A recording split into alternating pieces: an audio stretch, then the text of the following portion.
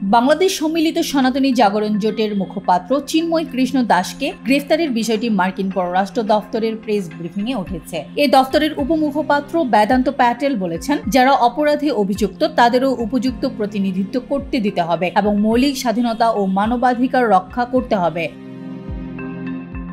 স্থানীয় সময় মঙ্গলবার ৩ ডিসেম্বর নিয়মিত এই প্রেস ব্রিফিংয়ে কথা বলেন তিনি। এতে এক সাংবাদিক বাংলাদেশে হিন্দুদের বিরুদ্ধে কথিত সহিংসতার কথা উল্লেখ করে যুক্তরাষ্ট্রের পক্ষ থেকে এই উদ্বেগের সমাধান করার কোনো পরিকল্পনা আছে কিনা জানতে চান। জবাবে বেদান্ত প্যাটেল বলেন, আমরা প্রতিটি সরকারের সাথে সামঞ্জস্যপূর্ণভাবে কাজ করি, যাদের সাথে আমাদের সম্পর্ক রয়েছে। আমরা স্পষ্ট করেছি ধর্মীয় স্বাধীনতা ও মৌলিক মানবাধিকারের প্রতি শ্রদ্ধাশীল হওয়া দরকার। যে কোনো প্রতিবাদ শান্তিপূর্ণ হওয়া উচিত এবং যে কোনো ক্র্যাকডাউনও। এমনকি শুধু ক্র্যাকডাউন নয়, যে কোনো সরকারের আইনের শাসনকে সম্মান করতে হবে আর তারই অংশ হিসেবে জনগণের মৌলিক মানবাধিকারকে সম্মান করতে হবে এবং আমরা এ বিষয়ে জোর দেওয়া অব্যাহত রাখব।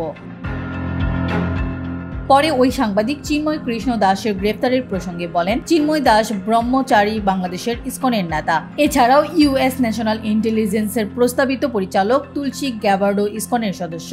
চিন্ময় দাসকে বেআইনিভাবে গ্রেফতার করা হয়েছে, কারাগারে রাখা হয়েছে এবং বাংলাদেশের কোনো আইনজীবী চিন্ময় কৃষ্ণ দাসের পক্ষে দাঁড়াতে রাজি নয়, কারণ তার আইনজীবীকে মারধর করে হাসপাতালে পাঠানো হয়েছে। এ বিষয়ে আপনারা কি কোনো ব্যবস্থা নেবেন?